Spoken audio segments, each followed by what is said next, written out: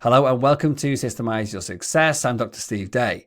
Today's episode is all about breaking out of your comfort zone, about finding your true purpose, about bringing maximal impact to your life and your business and to those around you. This episode is for you if you want to be inspired to become a better leader, to have the tools needed to overcome obstacles, and to have a communication framework that is absolutely foolproof and gets your message heard by everybody you can connect with, whether that's in your organization or outside. Today, I had the pleasure of interviewing Lasada Pippen, who's a former computer engineer turned motivational speaker and coach. So we had a lot in common. So if you're craving to live with more purpose, more presence, and more freedom, this episode is definitely for you. So the question is this: how do entrepreneurs like us, who don't have an endless supply of cash, how do we leverage the best apps, virtual assistants, automation tools, and systems to scale our businesses, increase our profits, and have more time to do what we love to do each day? That is the question, and this podcast will give you the answer. My name's Dr. Steve Day, and this is Systemize Your Success. Hi LP, very nice to have you on the show today. I want to just kick off by you just telling me a little bit about why you're here, or what brought you here, as in why do you do what you do? What's the story behind LP in the short and sweet version? Then we can get into some more of the details as we go on into the interview. Yeah, totally. Thank you, Dr. Steve. The short and sweet is that I felt purpose into what I am doing, making a shift from computer engineering and architecting over into full-time motivational speaking and coaching. It was just simply one word, which is purpose. I wanted to do something that I felt I was called and gifted to do, and I wanted to do something to where I could have the highest impact in the world. And speaking and coaching was that space for me. And so I made the shift, and here I am today. Cool. I love that. And I love the word purpose as well. Like my vision statement, the last three words are purpose, presence, and freedom. So to live with purpose, presence, and freedom. So very I love much, it. yeah, I'm aligned with that sentiment. But tell me a little bit more about this. So you were a computer engineer and you then made this shift. Like what was the what is it, what do you do now? How do you help people? What is the thing that you bring to the world? Like you talk about living with purpose. What does that mean for you? And like what can we delve into today so that people listening to this show will walk away thinking that was time well spent listening to that interview today? Absolutely. So, in simple, I inspire people. I inspire people to be their absolute best. I inspire people to take leaps. I inspire people to learn how to coexist with fear and still go after their dreams and make sure that they're fulfilling their dreams. At the end of the day, Dr. Steve, I always tell myself this, and I tell others this as well, is that once I leave here, once I no longer exist here on this earth, I don't want to leave here with any regrets. I want to make sure that I pursued everything that I believe I was supposed to have and pursued everything that I thought was worth going after. And so I want to live life maxed out. I want to live life to its full potential. And so I inspire people to do the same thing, is to be bold, to be courageous, to live life maxed out with no regrets, no questions at the end. And so, in simple, that's what I do. I inspire people to be their absolute best and to believe that they can do anything that they feel that they should have in life. And a part of that is making sure that people understand that you are worthy of going after big things. You're worthy after going after big dreams and big ideas. And so that's a part of my everyday motivation and inspiration for people is that, hey, you can do this and you can go be your best. Fantastic. And uh, people listening now, they may think that sounds amazing, but what can I do? Like what can I do today? What can I steps can I take? What like mindset shifts can I make? Or I mean, I'm very happy if you want to use me as a subject, someone like and just go through part of your process. Like I'm all in. I love this. I love the energy you have, and I think you are. I've watched some of the work you've done, you published. And I think you are inspiring. And so if you want to do it that way, that would be helpful. Then I'm all game. Or just explain like what could I do now, like to feel like, because I know deep down that the things you're saying now about having self-worth, like to be worthy of success, like whatever level, like where we're at in the world, in business, in life, in success, like there's always the next level to attain to, and there's some barrier that's holding us back from getting there. And I've literally just been doing some stuff with my coach and this morning about a money level consciousness. So talking about actually like what does money mean? Like why is it a good or a bad thing? And going through like what my relationship with money is. And this really resonates with me what you're talking about now about the worth thing. It's not about worth as in money, but worth in self-worth. And also, but it's also interlinked. So yeah, just very very topical for me at the moment, this subject. So I'm happy to explore this. So take us, where should we go next? Of course. So, first of all, let's identify what is the opposite, what is the obstacle, and then what is the opportunity. We Okay. all have obstacles that are in front of us. We all have obstacles that we face. We all have this challenge.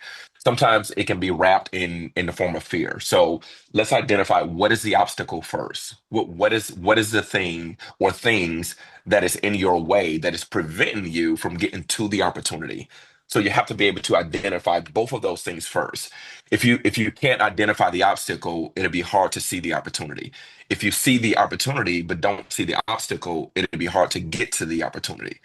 So that's the first step is identify the obstacle, identify the challenge, the problem.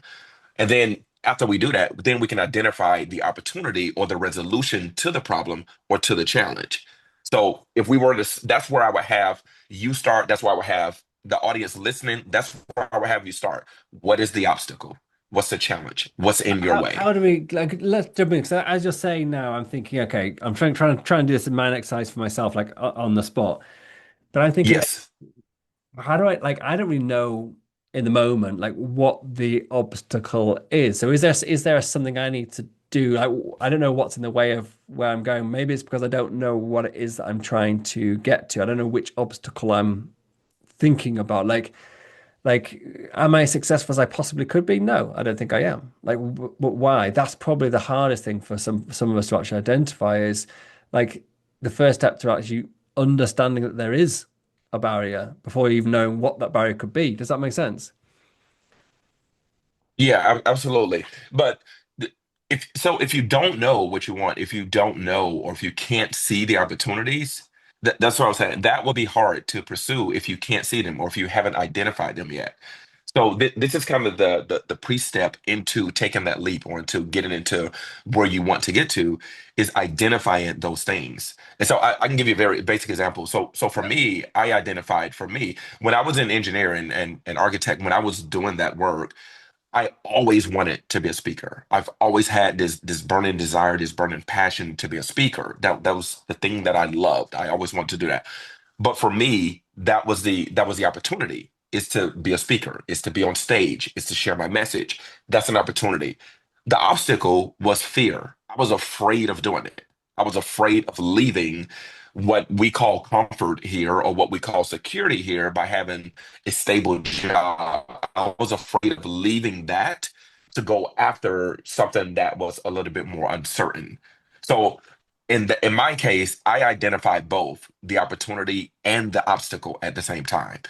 And so if you're confused at what is the opportunity or what it is that you want, it's going to be hard to identify the obstacle. We have to know what we want first, what it is that we want to go after. What do we want to do? We have to know that first in order to make a powerful decision. Cool. And so once I've identified the the goal where we're going to go to and the fear like sorry and the obstacle, like what's next? How do we actually go through this process to break out of where we're the status quo where we're at now and actually move us towards that goal that we're looking for? Yeah. So next step is to make a decision and also burn the boats.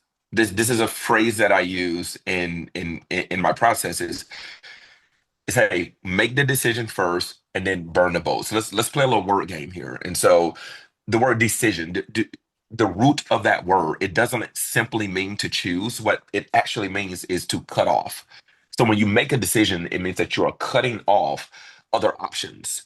So when I made a decision to go after speaking, when I made a decision to go after coaching, once I made that decision, I had to cut off any other option that would prevent me from doing that. So that's the second part is make a decision. And then once you make the decision, burn the boats. And this is why I say that, or this is what burn the boats mean in my world, is that if you are going to swim and try to take the island, once you get over there, burn the boats the way that you got over there. Because there are going to be a lot of times to where you feel like, oh, I made a decision, but now I don't know if I can make it. Now I'm in the thick of it. I'm in the middle of this decision. I was committed at first. I was excited at first, but now that I'm over here, I'm not sure that I can make it. I'm not sure that I can survive. And so we want to burn the boats because if we don't burn the boats, we'll always take the way out. We'll always find the excuse. We'll always find the reason of why we shouldn't keep going. We'll always find those reasons and excuses. So you want to burn the boat so that you can't go back. So once you make that decision, you're cutting off the option of quitting. You're cutting off the option of going backwards.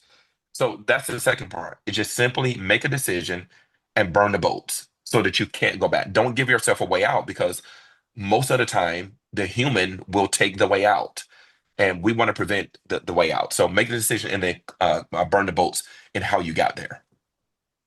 Yeah, I can massively relate to that because I am a doctor by trade, so to Yep. speak. But I left medicine because I wanted to, my goal was to have a life with more purpose, of more presence, more Mhm. freedom. And I didn't believe that I could. Purpose was dealt with, tick. I had a purpose as a doctor. Presence with my family, with my kids, with people I love, absolutely not. Because I was so distracted with the whole work and work-life balance was totally skewed, and freedom was just non-existent. And so I Yeah. decided to do exactly what you just said, to actually just to change the path I was on. And the only and when I moved to Sweden, I used to move to Sweden. Like that was the moment for me, like you say, burn the boats and burn the bridges is the English way of saying the same thing. It's like, like just I moved and didn't continue my medical profession over here. Bang, I was out and I couldn't go back. And I was like, that is a scary, That's scary right. moment to be. But because I'd done exactly what you just said, I didn't have a choice. I had to keep going through the crap and the hard times and all the rest of it, and just yeah, because like you said, if you don't have an option to turn back, you can't. So you got to keep going. So I love it. Yeah, Yeah, yeah, and I think that's the beauty of it, right? Is that you didn't have that way out because yeah. if you did, and if we're totally honest, if you had the way out, you probably would have taken it. Oh, I've thought about it many times. When Absolutely, times of get tough, course. and you go, oh, why don't I just go back? It would be so easy in inverted commas, but you also know that the minute you go back, all that effort going back, and then you're back to where you were. Like, well, nothing's changed. I've actually gone back a step. Like that's just terrible. Mhm. So yeah, Yes. yeah, yeah, And so the interesting part of today is that I had that moment, and this is yeah. how I figured out. I said, "Oh, you need to burn the boats." Is that I had a moment to where I made a decision. I leaped into speaking. I went in head first, feet first, full in, and it dried up. After about 2 months, it completely dried up. I had no events, I had no opportunities, no clients, I had nothing. And I was so afraid that I took a contract back in the engineering world. I was trying to go back. I was trying to get my way out. And once I got back into the engineering world, I only lasted 2 weeks. I didn't have it anymore. I couldn't navigate the world anymore. And so I made a decision out of fear, but I was trying to go back. And if it would have worked out differently, I'm sure I would have stayed in that comfort if I could have. And so I've lived through those moments of Yeah. wanting to go back and not burning the boats. And so I think that's a valuable step and one of the most critical and important steps in getting to where you want to get to and getting to that place of purpose is making the decision to burn the boats. Yeah, I love it. Okay, so we've jumped ship, so to speak. We made the decision. We're on that path. Like, what is the next step? How do we get to that point of well, what do you call the end game? Is it fulfillment? Is it just purpose? You talk a lot about purpose. Is that the feeling of living with purpose? Is that for you the ultimate win? And what's the next step towards it? I Yeah, I believe that people are happier or more content when they live a life of purpose. When they're living in their purpose, I just believe that people are more fulfilled. I believe that people enjoy the journey a little bit more. There are so many people that are doing things in their professional work that they do not enjoy, that they do not like, they don't feel fulfilled. It provides a means of survival, but I don't want to just survive. It's no fun in that. I want to live it all the way out. I want to live to the fullest. I want to enjoy everything about it. And so living in that purpose is the ultimate place. And I believe that it serves the world better as well. And the way that we get there, the next step is that one, do you love it? That's the question that you have to ask yourself. Do you love this thing, this opportunity that you are pursuing? Do you absolutely love it? If you never got noticed for it, if you never got credit for it, if you never got an applause, if you never got accolades for it, if nobody ever shared it, reposted it, loved it, liked it, commented on it, if nobody never did those things, would you still pursue this one thing that you're going after? If the answer is yes, you can check the box and say, "Oh yeah, this is purpose. This is purpose driven for me." Number two is that, are you good at it? Can you provide value? Do you bring value to your audience, to your clients? Are you sharpening your craft? Whatever the space is that you are operating in, are you actually really good at it? Because we don't want to pursue things to where we're average. And I believe that it's very difficult to be average at something your purpose to do. I don't know if those two things can go hand in hand. So that's number two, is that, can I be really good at this? And then number three is, it's sort of similar to number one, is that, are you willing to do it for free? Would you do this for free, or is there a monetary figure always attached to what you do? And I think the monetary figure is important, but would you do it for free? I was speaking for free for 5 years before I ever asked for a dime, asked for a penny, never received payment. For 5 years, I was doing it for free. But that's because I loved it so much. I believe I was good at it. And then finally, it has to provide value. How does it help the next person? How does it help the people around you? Why do they want what you have? Matter of fact, why do they need what you have? So if we can figure out those four things, do you love it? Are you good at it? Would you do it for free? Eventually you get paid for it, of course.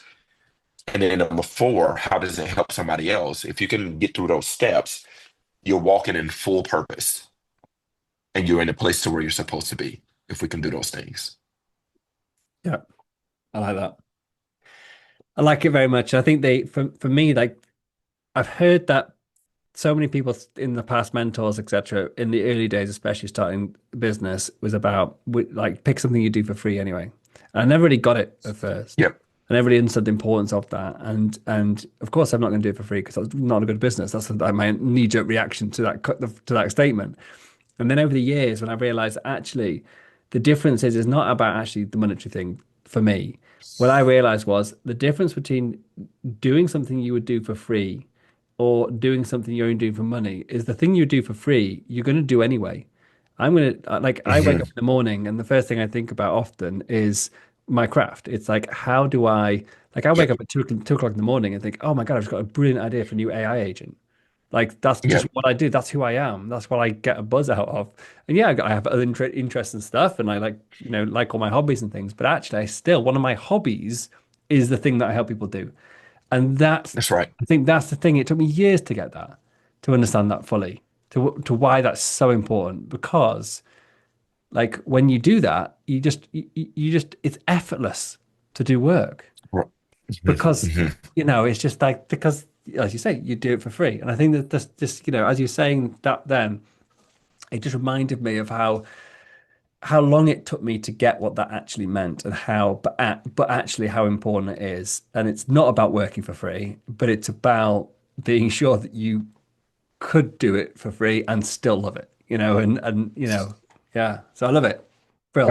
Yeah, of course. And yeah, and it just puts you in a much better position if that's the mentality of how you approach it. And just like Yeah. you said, of course, it's not about doing it for free in a literal sense, but you would, and you probably have before to some degree, but it puts you in a much better position. You know for sure that you're in a place to where you're going to be content and fulfilled. And that's the ultimate goal, is that, again, I don't want to go through life and, at the end of the road asking myself, why didn't I pursue this?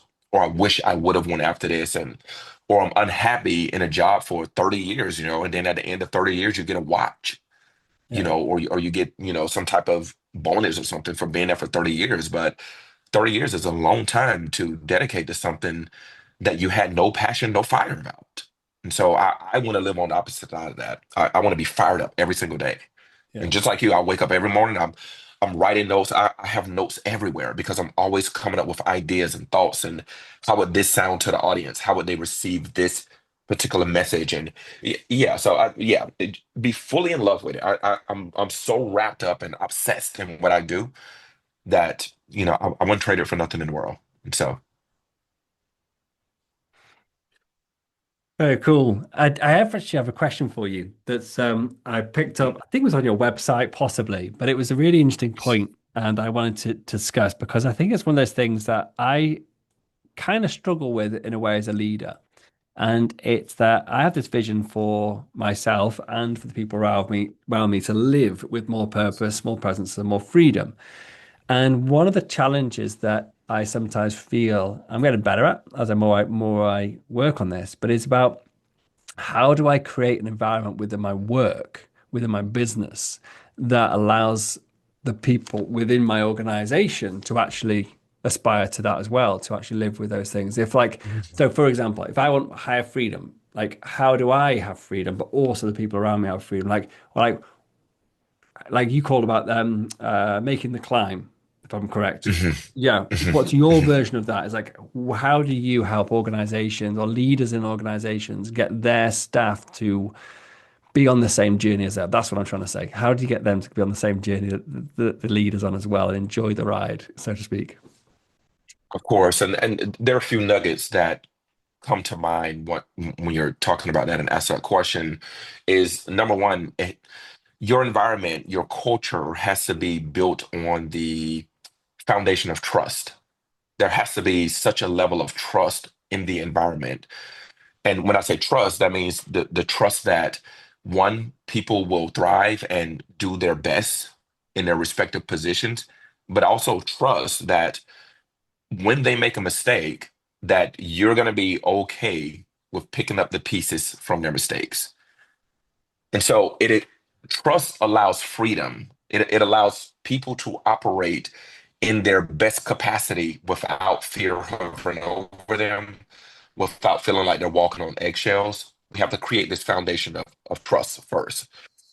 Once we do that, once the trust is laid and once the trust is set, once that's in the environment, and people know that they have the freedom to express and the freedom to work effectively in how they do it, once that is there, the next thing is asking people, challenging people to do what I call make a starring role out of the role that you do have. And I want to connect this to the story. I remember when the late JFK was president, he was touring NASA and he walked in and he saw a janitor working. And he asked the janitor, he says, "Hey, what are you doing?" And the janitor response, I think, was classical. I think this is what we're getting to here is that the janitor's response was, "I am helping to put a man on the moon." So the janitor felt totally inclusive. He felt totally involved in the work, in the projects. He felt a part of the company. And I believe that that was built from a foundation of trust. I believe that was built from a foundation of allowing people to express and to be involved and included in the things that are important for the company. I believe it created this environment to where people understand that, hey, I'm not just here. I'm not just here to participate, but I'm actually here to contribute. Those are two different things. And so the janitor understood to make a starting role out of the role that he do have. And so if we can challenge our people, if we can challenge our employees to hey, shine right where you are. It doesn't matter what your title is. It doesn't matter what your job description says. Shine wherever you are and make a starring role out of that. If you watch movies or anything like that, you always have a main star and then you have a co-star. But the co-stars, they get awards for best supporting actor. It's not just always the main star. And then there's sometimes to where the co-star feels like the main star because they shine so bright, is because they operate so well in the space that they are in the opportunity that they are given, is that they make the entire film possible. And so if we're going to make the climb, if we're going to elevate the culture, if we're going to elevate the people there, we have to allow people to be have a starring role in the role that they do have. And that is built through the foundation of trust. I love that. Really, really do. Um, yeah, just setting off lots of interesting thoughts in my brain and just saying that. And I work primarily with remote workers. I do people I never meet, people who, Mhm. live in different countries all over the world. And I know that I could not function as a business without them. But get Mhm. to get Absolutely. them to see that, to understand that, and we talk about sort of KPIs and about bonuses. And I read a book by the guys who founded Basecamp a while ago, and they made a decision that they weren't going to reward their salespeople with bonuses. They were going to reward the company with bonuses for the sales. So when like a percentage of the profits each year goes back into the staff as a whole, because no Mhm. one salesperson is responsible for the sale. Exactly the story you just said about the janitor. It's like the man on the moon is because of the janitor, just as much as everybody else in the team. It's like everybody is part of that team. Yeah. And I think it's just such a powerful and important message that you've just actually shared. And one that I think I need to be even more thoughtful of than I am already, about really being inclusive and about ensuring that everybody who is in the team actually feels that they are a part of the wins and success, and that in every Mhm. respect, every part of the company. So, yeah, massively, massively thought provoking. I Um, wanted to ask, Dr. yeah, Steve, you were just mentioning about how you couldn't survive without your remote workers and so forth. And the question is, do they know that? And exactly. this doesn't just apply to you only, but this is for Yeah, any yeah, CEO, any operator, anyone who's running a company and you have employees. Do they know that? And if they don't know that, it may be hard for them to feel that. And so we have to verbally express those things as well. We have to show the appreciation. This is how we say it in Apex speaking, is that show appreciation more than expectation. If we show that, then people will feel it. But we have to show it though. We can't assume that they know, because we have, work parties and because we do things together, it still doesn't mean that they know. Sometimes a simple hearing of that makes sure that they know it by yeah, simply telling them, hey, thank you. Thank you for the work that you do. Thank you for showing up every day. I'm sure there are days to where sometimes you don't feel like showing up, but thank you. Some of your employees may have some personal problems that they face sometimes, but thank you for showing up. yeah, Verbally saying that creates that environment of appreciation and making sure that they know that they are valued as well. yeah. Totally, totally agree. So, so important. So, Yeah, no, thank you. Very many, lots of thoughts spinning off in my head, which I'm slightly distracted, which is always a good sign, I think, of a brilliant interview. Is when I actually start thinking beyond the interview and thinking about what I want to do next with the things I've of actually thought about today. So this is awesome. course. Look, I will wrap up soon, but there's something that I overheard you saying, or not overheard, I listened to you say in one of the videos that I watched on your site, on your website. And just while we're on the subject, what's your website? If people want to come and find out more about you and learn what you do and how to get in contact with you. What's the best way for them to reach out to you? Of course, very easy. LasadaPippen.com. You'll find everything there. You'll find videos, as Dr. Steve is mentioning here. You'll find a lot of content there. You'll find some of my keynotes there and what I do.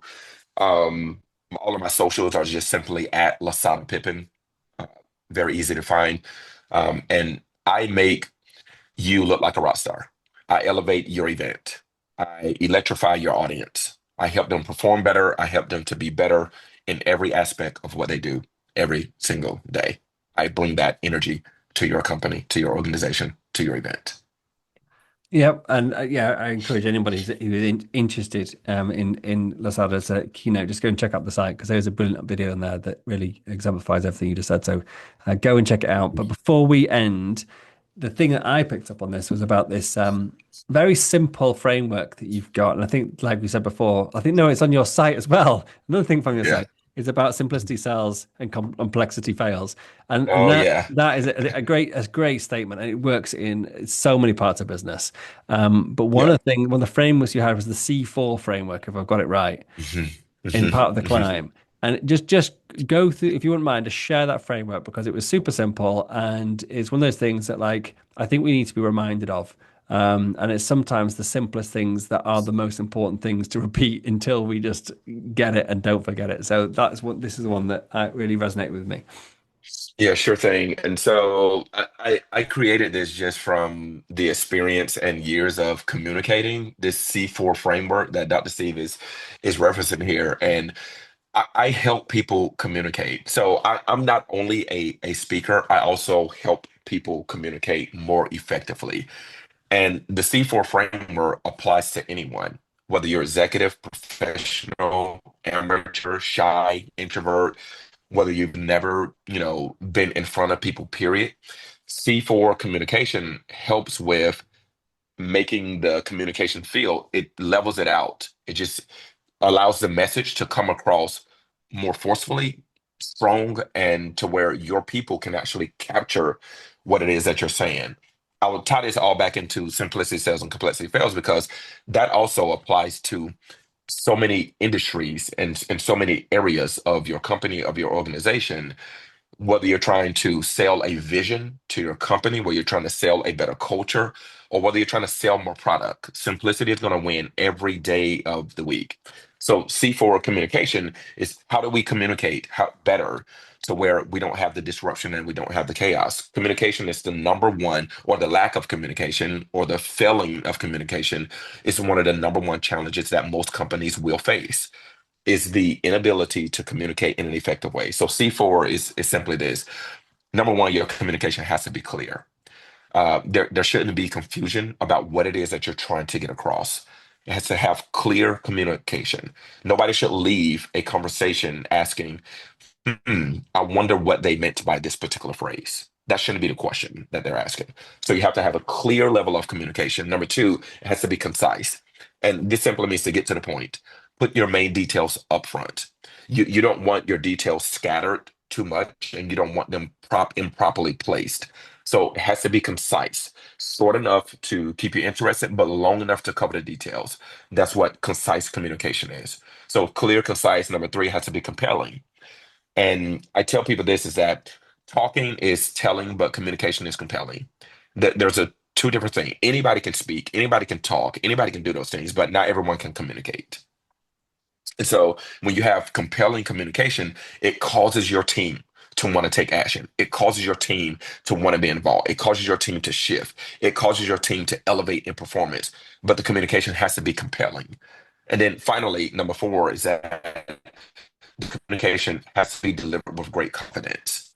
It doesn't mean that you're going to be right all the time. It doesn't mean that you're wrong. But if you can deliver it with great confidence, that that causes all the other three elements of C4 communication to jail like glue.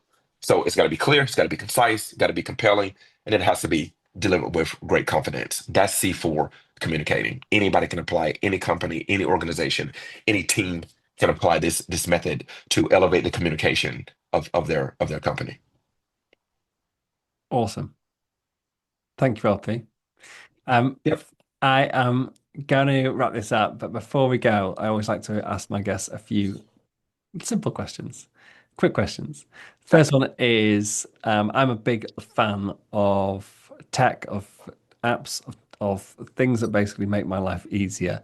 What are That's you right. using Yep. to, what are you using today in terms of apps, browser plugins, or tech things that you love and couldn't live without? Yep. So I use teleprompter every now and then. I occasionally use it when I need to do a quick, video that I don't feel complete confidence that I'll deliver it properly, I'll use a teleprompter every now and then. And there's an app that I have that sits right on my phone that I use to help me be more productive. I use a stage clock timer that's built right into my phone as well. That just makes sure that I'm respecting the time of the person that books me and also the audience as well. So I want to make sure that I'm giving them full value within a certain time frame. So I use a stage clock as well. Nobody else sees it. Only I sees it. Only I see it. Um, I also use what is it called? The app. I talk to my phone so it captures the ideas in a written format. Otter? So it's no, I'm drawing a blank on what's the name of it. But it's a plugin because I can use it even in Google Docs. So I can open up Yeah, a Google okay. Doc, Yeah. yeah, and Google just Doc. simply talk. Yeah, yeah, Yeah, yeah. and Love it. it captures my thoughts and my mind. It just makes it more productive and effective for me because I can't always type or sit down and write. So I just speak the thoughts, and they're not perfect. It's a lot of jumble, but it gets it out of my mind onto a paper to where I can document it. It's the main thing. So that one is really helpful. I use that one a lot just because I always have so many thoughts and ideas about things that I want to make sure I'm capturing all of those things. Just on that note, so because I love dictating stuff as well. And so one of the things that I've actually started doing, and I actually did a podcast about this a while ago, was I've got ChatGPT on my phone now, and basically you can just hit a button and start Hmm. dictating. But you can also have a conversation with ChatGPT. I don't know if you've ever done this. Hmm. But you can have a two-way conversation. So when I'm getting to that mood of like, oh, when I get an idea out of my head, then I can either just literally dictate it to ChatGPT, and then I can get ChatGPT to then summarize it, create the bullet points, the action points automatically from that afterwards. Or I can start have a conversation. So I've got an idea I want to talk about. I just have a conversation with ChatGPT as I'm walking along on my Bluetooth. I go walk in the forest around where I live, Yep. and then when I come back, it's all in my chat history in ChatGPT. So I go back to it, and again I can ask ChatGPT to summarize whatever. So I found that is like now my go-to note-taking in inverted commas app because it's like already in the AI ChatGPT. So therefore I can just mess around with it and play with it and get it to do AI cool stuff on whatever I've been talking about on that particular day. Yep. Anyway, Yep. just so that you can check out and have a little play. Yeah. I love that. Yeah. Cool. Final question for you, LP. This podcast is called Systemize Your Success, but what does success mean to you and why? What does success mean to me and why? Okay. Yeah. I love that question, by the way. But success to me simply means that uh, you have lived a life of purpose more than just a life of existence. That's what success means.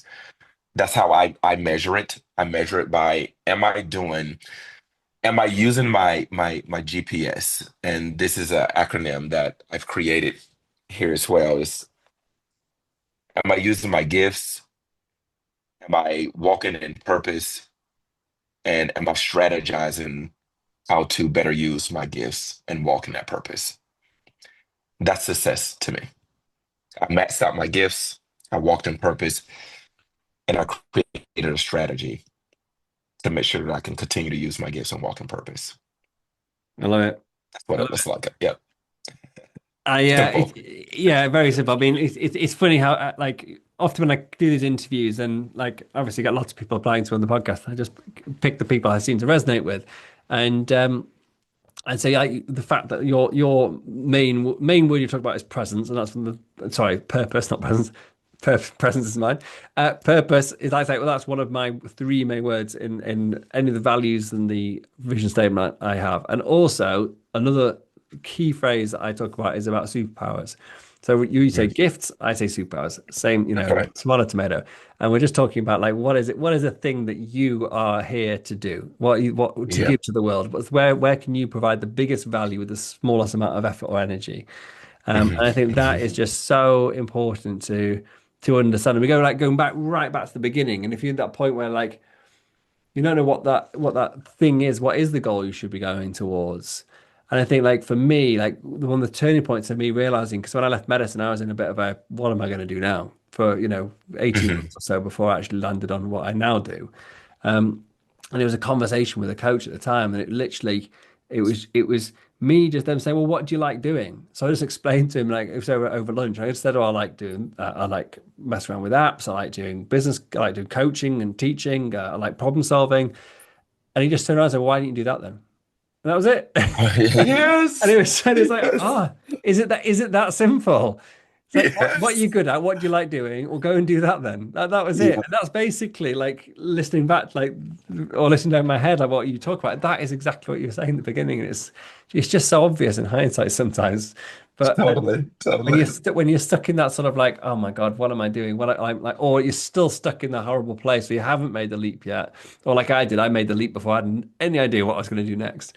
Uh, Yeah. Yeah. yeah, and then just like landing on it, and it's like, oh, that's it. I got it. Yep. Yep. Totally. Anyway, Yeah. cool. LP, it's been an absolute pleasure chatting with you today. Thank you for taking the time out. Thank you for getting up so early to have a chat with me, because I know on your side of the world it's a little bit earlier than it is here. So I appreciate your effort today and really appreciate you. And thank you very much. And I wish you all the success in the world. Absolutely. Thank you, Dr. Steve, for having me. This was awesome. I enjoyed the conversation with you as well. Cool. Thank you very much. Awesome.